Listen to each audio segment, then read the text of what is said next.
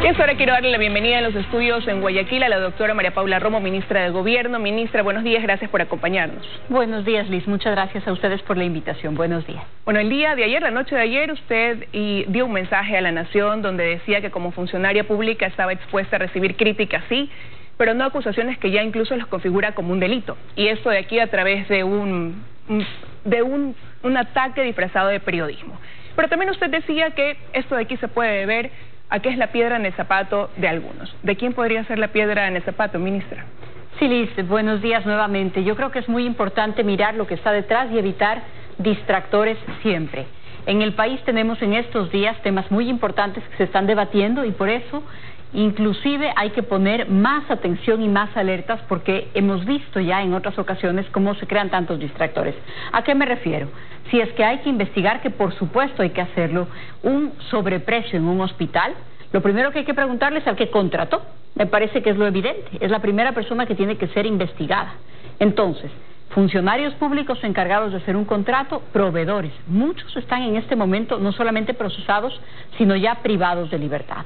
Luego, lo que es indispensable es saber si es que hubo alguna asociación para delinquir, si es que alguien se puso de acuerdo con otra persona para delinquir. Pero me parece que parte de esta campaña, entre comillas, que se ha armado para tratar de buscar, lejos de la contratación, lejos de los beneficios económicos, como si este fuera un asunto político y no delictivo, creo que en parte lo que hace es distraernos de los casos penales. Yo lo he dicho ayer, lo ratifico, como funcionaria pública estoy sujeta y es mi deber recibir críticas aún las más duras, las más mordaces. Pero cruzar la línea para acusarme de un delito es algo en lo que debo responder y por supuesto lo voy a hacer porque no he cometido ninguna irregularidad, peor todavía aquellas que están asociadas a estas gravísimas investigaciones en donde yo he sido denunciante. ¿Pero qué intereses estarían entonces viendo afectados con su denuncia? Porque usted ayer también decía en el mensaje, usted fue la que denunció este caso que comenzó conocido como Fortuner por el vehículo en el que se desplazaban, pero ahora resulta, usted decía que la denunciante es la que está siendo señalada y no aquellos que están dentro ya de una investigación o procesados por este delito que tiene relación con los hospitales, sobre todo con el hospital de Pedernales. Bueno, en el caso del hospital de Pedernales, además, no se trata de insumos, es un hospital que no existe. Es la construcción del hospital de Pedernales que todavía está conectado con el robo que le hicieron a Manaví del dinero de la reconstrucción, porque todavía se supone que son esos fondos. Entonces, creo que es necesario ponerle sensatez y no amarillismo a esta discusión, que la justicia haga su trabajo, lo está haciendo, reconocer que hay procesos judiciales que están en marcha, tener cuidado para no afectar esos procesos porque todos queremos ver que los responsables sean sentenciados y evitar los distractores. Intereses políticos detrás de los ataques en mi contra, no solamente de los adversarios políticos, sino de muchas otras denuncias en las que participo porque me corresponde, porque es mi obligación en este momento, muchas que seguiré exponiendo esta misma semana. Ahora, pero esto de aquí la llevó usted a hacer incluso en su exposición del día de ayer una explicación de cuáles son las funciones como ministra del Gobierno al estar frente a esa cartera. Y usted decía que una de esas tiene que ver en relación directamente con la política y esto conlleva hablar, dialogar, buscar acuerdos. Y ahí la gente quizás se pregunta, bueno, pero ¿cuál es el límite? ¿Hasta dónde se puede llegar? Más aún cuando hubo la revelación de estos chats en conversación suya con el exasambleísta Daniel Mendoza. Exactamente, el límite es lo legal, el límite es lo ético, porque ahí es en donde se encuentra el límite de lo que uno puede hacer como funcionario y como persona, como ciudadano. Y creo que esos chats efectivamente son una prueba, pero son una prueba a mi favor, porque ahí usted va a ver, y todos los ciudadanos han podido mirar, quienes se han interesado por este tema, que en ningún chat se habla de repartir nada. Como lo dije el día de ayer, no hospitales, no nada, no se habla de una obra pública, no se habla de un contrato, no se habla de dinero, no se habla de nada ilegal. Se habla, se conversa, por supuesto, es parte de mi trabajo, se habla de temas políticos, sí se habla de temas políticos, se habla de reuniones políticas, por supuesto, pero no se habla de ninguna ilegalidad. Ni en esos chats, ni en ningún chat jamás van a encontrar una ilegalidad. Para quienes están interesados en buscarla, van a tener que seguir preguntando, investigando, averiguando, porque ahí, conmigo, no van a encontrar ninguna ilegalidad.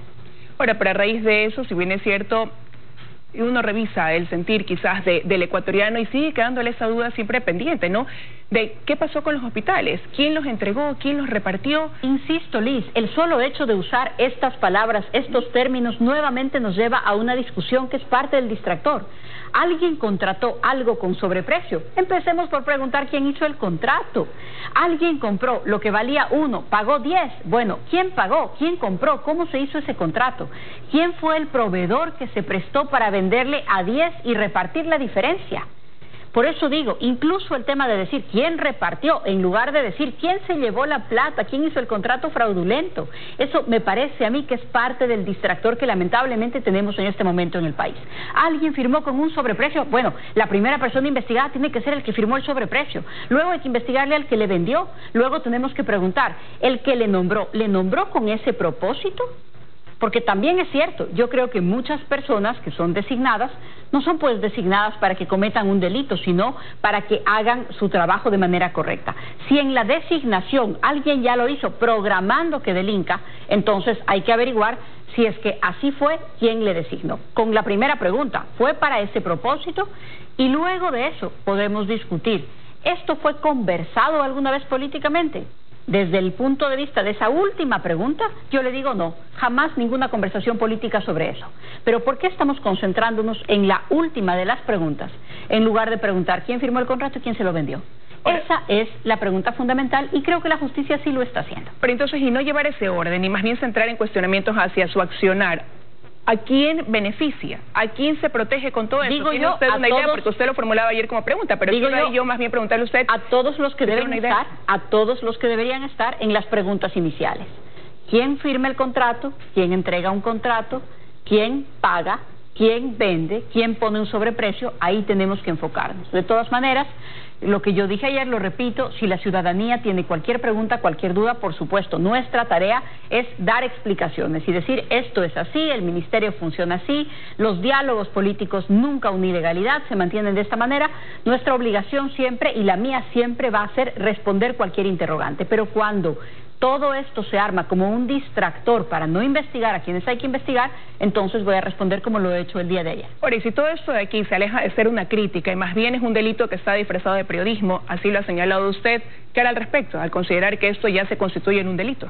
Responder, y cuando digo responder me refiero a decir, a estar aquí en una entrevista, a hacer un video para que quien no ve la entrevista pueda mirarlo. No me refiero a usar la justicia para eso, nosotros no lo hemos hecho y al menos por ahora no estamos considerando hacerlo porque en este momento lo más importante es no distraernos de los objetivos. Y aquí lo más importante no es una discusión con un periodista, no es una discusión con un portal, es averiguar quién cometió un delito, qué delito cometió y que reciba sanción. Pero mientras tanto, lo que no voy a hacer es prestarme para ser el distractor de este delito atroz que se ha cometido o de esta serie de delitos que se han cometido en el país. Pero lo cierto, ministra, es que parecería que la Asamblea tiene otra forma de pensar, al punto de que ya la semana pasada pues exigían la remoción suya del cargo, y ante eso pues ya el presidente incluso de la Asamblea ha anunciado para mañana la reunión, ha convocado al CAL para que puedan revisar incluso un llamado a juicio político de parte suya. Entonces, ¿qué espera usted ahora de parte del legislativo? Yo voy a seguir haciendo mi trabajo y voy a seguir respondiendo por mis obligaciones. He comparecido a la Asamblea Nacional en 36 ocasiones distintas y he enfrentado 3 juicios políticos, Liz. Mi relación con la Asamblea no es una relación ni de paz, ni de complicidad. Por supuesto, siempre hago diferencias, creo que en la Asamblea hay personas muy buenas, comprometidas con el país, y también creo que hay personas a las que les molesta que yo investigue y denuncie con firmeza. A cada una responderé y sobre todo cumpliré con mis obligaciones legales. Ahora, pero quizás también cuando fueron esos otros juicios, esos más de 30 juicios, eran otros momentos en la Asamblea. Incluso en algún momento dado hubo un acuerdo de mayoría de gobernabilidad dentro del legislativo que se ha venido debilitando. ¿Cómo afecta eso precisamente quizás esta situación tensa entre usted y el legislativo que pueda ya más bien alejar esa posibilidad de diálogos o de acuerdos que forman parte del rol que tiene como ministra de Gobierno? Se verá en su momento, por ahora todas son especulaciones. Y ahí quiero preguntarle también, ahora que usted habla de especulaciones, ministra, ha generado reacciones esta aprobación por parte de más de 70 legisladores al Código Orgánico de la Salud y ahora está en manos del Ejecutivo el vetar este código, ¿no? Ante eso, ¿qué hay realmente detrás? Porque estamos en un país donde más del 90% de la población tiene una creencia religiosa, que hoy cuestiona lo aprobado en ciertas partes por el COS. ¿Cuál es la postura que va a tomar entonces el Ejecutivo? ¿Le han conversado desde ya en torno a este tema? Permítame responder en 3 recomendaciones. La primera, hay que revisar lo que dice el código. No lo que dicen que dice el código, sino lo que dice el código. Segunda, hay que darle tiempo al Ejecutivo de que cumpla con su tarea. El COS empezó a discutirse, el Código Orgánico de la Salud empezó a discutirse en el año 2012. Hace 8 años fue presentado el Código a la Asamblea Nacional. El último debate, la última vez que la Asamblea Nacional discutió el Código fue en mayo y junio del año pasado. Mayo y junio del año pasado, es decir, tenemos 1 año, 2, 3 meses que nadie ha discutido nada sobre el Código. Y de pronto se convocó la votación porque era lo único que estaba pendiente y la Asamblea lo aprobó. Tiempo al Ejecutivo de que haga su tarea. El Ejecutivo tiene 30 días para pronunciarse y en 30 días el presidente hará saber su opinión a través de un veto o una sanción, una objeción, que son los términos exactos. El presidente hará saber esa opinión. Pero mi tercera recomendación, porque decía, la primera es leer bien lo que dice el código, no es lo que dicen que dice. La segunda es, permitamos que el Ejecutivo haga su trabajo. La tercera, discutamos esto sin sesgos, sino mirando exactamente qué dice. El Código Orgánico de la Salud tiene muchísimos temas de salud pública, de salud privada, organismos de control, pero uno de los temas más de sensibles tiene que ver con el tema de la despenalización del aborto y no que dice, genera también y no dice eso esta reacción. Y no dice eso el código, por eso hay que remitirse a la primera recomendación. Pero en tercer lugar, decirles que todavía no se ha tomado ninguna decisión y es más, no hemos tenido ninguna conversación específica al respecto porque hoy están haciendo todavía los equipos técnicos, sobre todo desde el Ministerio de Salud, los informes para poder tener esta revisión. Entonces, hasta el momento no le puedo decir en este tema el veto dirá A o B o C, porque esas conversaciones no han empezado. Lo que ha empezado es un análisis de los equipos técnicos para que el presidente pueda tomar su decisión. Ahora, pero incluso este fin de semana comenzó a circular una información y ya se hablaba de que la vicepresidenta María Alejandra Muñoz pudiera presentar su renuncia si es que el COS es aprobado tal y como está aprobado, remitido por la Asamblea Nacional.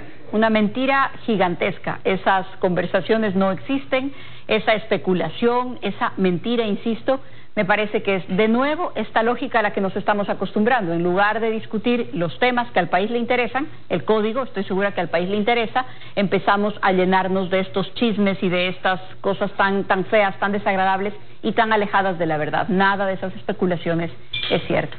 Pero ¿y a qué atribuye usted que todas estas especulaciones puedan surgir en un momento de coyuntura del país? Hay temas también que centran la atención. Esta es una semana importante y emblemática para la función judicial, pudiera serlo. Seguimos con el tema del COVID-19. ¿A qué atribuye usted, repito, a que todo se genere en estos momentos entonces? Bueno, yo creo que no es nuevo esta idea de los rumores, de los chismes, de las cosas falsas, de las supuestas primicias. No son cosas nuevas. Pero lamentablemente, como estos días son días tan sensibles de decisiones tan importantes, como por ejemplo la decisión judicial relacionada a la casación del caso Sobornos, yo lo digo directamente, creo que ahí hay un sector político que siempre está pendiente de lo que pueda aprovechar para convertirlo en un gran conflicto, distraer al país de la atención que deberíamos tener sobre un caso emblemático de corrupción sistémica, que en estos días tiene uno de sus episodios importantes, y además creo yo que hay ese sector político al que le interesa que reine el caos, la confusión, la insidia, el enfrentamiento, esta sensación de que hay solo problemas y más problemas, y no es cierto. El país vive en democracia, discute los conflictos en democracia, la prensa dice lo que necesita decir, las autoridades rinden explicaciones, el sistema de justicia funciona.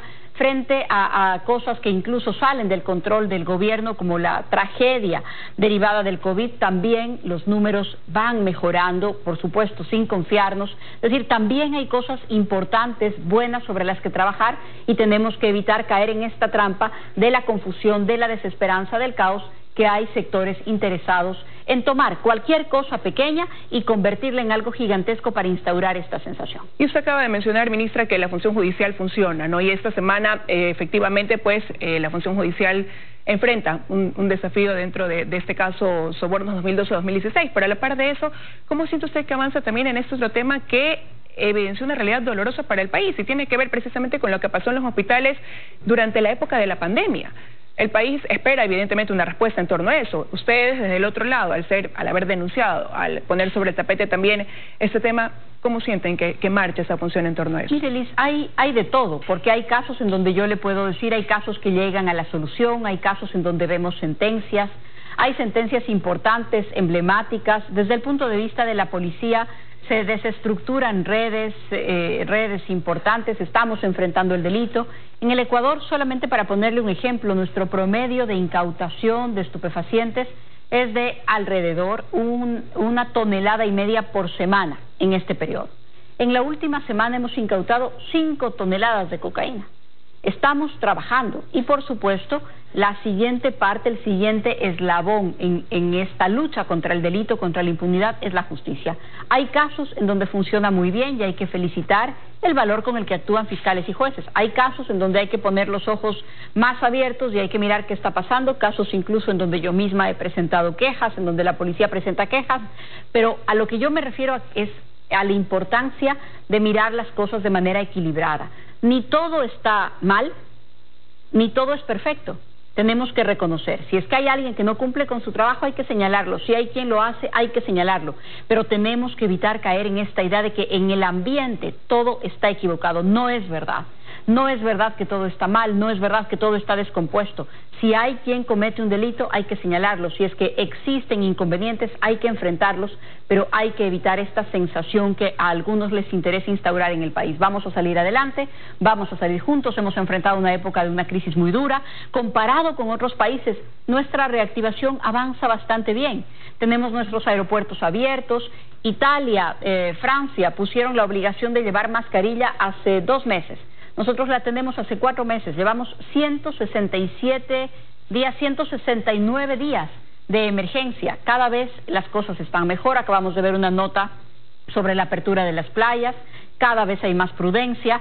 Sí, también hay una fiesta clandestina, lamentable, pero es un caso aislado. La mayoría estamos cuidándonos. Lo que digo es, cambiemos un poco la perspectiva porque hay buenas noticias y hay motivos para seguir luchando. Ahora, y en torno a eso se viene un nuevo desafío para el país después del 12 de septiembre en que ya vence ese estado de excepción. Y ahí preguntarle si realmente el Ecuador está listo para tener cada uno que asumir quizás ese control, si bien es cierto se ha implementado la campaña Yo Me Cuido, pero ¿hasta qué punto estamos preparados en un país donde los casos siguen en aumento y donde incluso ya se comienzan a dar casos de reinfección?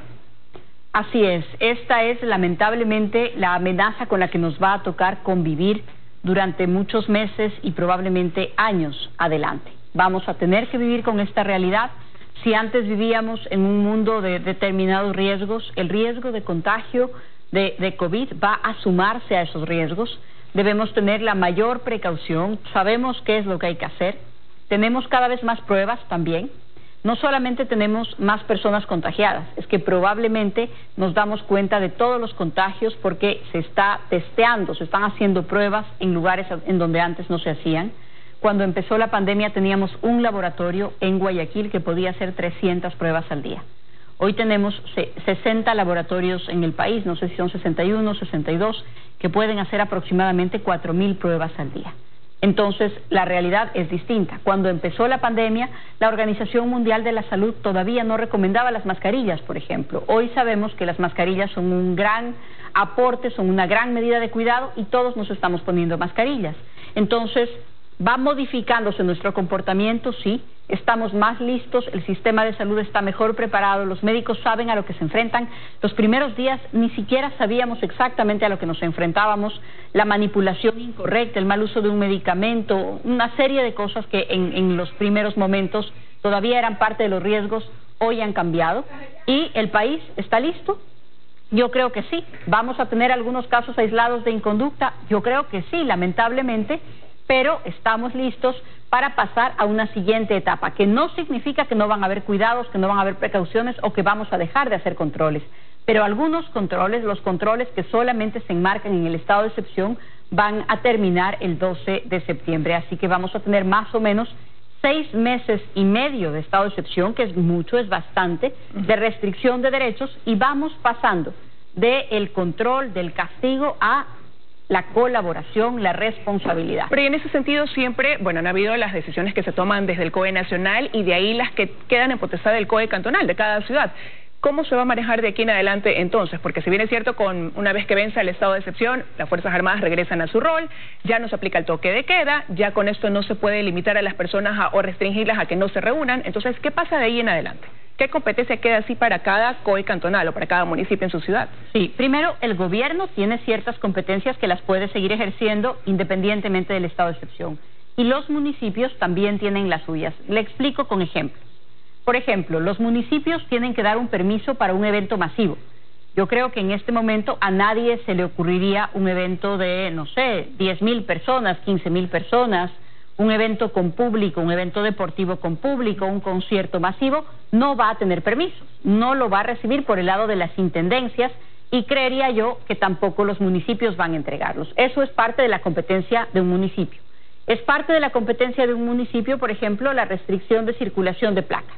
El municipio de Quito se encuentra debatiendo si va a regresar al sistema de pico y placa, si va a permitir que todo el mundo circule, si va a tener un nuevo modelo de restricción. Cada municipio lo tendrá que hacer. Por supuesto, nosotros estamos acompañando y sugiriendo algunas cosas. Municipios con urbes, que son municipios que están uno junto al otro, que tienen mucha relación entre ellos, ojalá puedan coordinar, estoy segura que sí, los alcaldes, porque lo que decida Guayaquil, si Guayaquil decide una cosa y Daule decide una cosa muy distinta y San Borondón decide una cosa muy distinta, va a provocarse una serie de confusiones. Entonces, los municipios tienen sus potestades que también podrán llevar adelante en coordinación con otros. ¿Qué es lo que solo se puede hacer en estado de excepción? Suspender el derecho de la libre movilidad y el de la libre asociación. Entonces, el toque de queda, por ejemplo, ya no se puede sostener sin estado de excepción. Un municipio puede decir, el local funciona hasta la medianoche, pero ya no puede decir, usted tiene que irse a su casa. A las 11 de la noche. Sino puede decir, los locales funcionan en este horario, pero esto que hemos estado haciendo durante más de 6 meses, que es decirles a las personas a qué hora tienen que ir a su casa, esto es lo que ya se tiene que terminar. Por eso bajamos un poco la parte del castigo, de la multa, de la coacción y confiamos cada vez más en la responsabilidad ciudadana. Bueno, ahí está el desafío que tenemos entonces con mayor razón desde el 12 de septiembre a implementar las medidas que ya todos conocemos, porque dependerá de cada uno también el que el país no vaya mostrando más casos de COVID-19, sino lo contrario. Quiero agradecerle, ministra, que haya estado con nosotros esta mañana. Liz, muchísimas gracias a usted. Buen día, buen inicio de semana. Igual para usted. Nos vamos a ir a la pausa. Luego del corte estará junto a nosotros Cintia Viteri, alcaldesa de Guayaquil, con quien analizaremos qué medidas va a adoptar el municipio precisamente una vez que vence este estado de excepción en el país. Ya regresamos.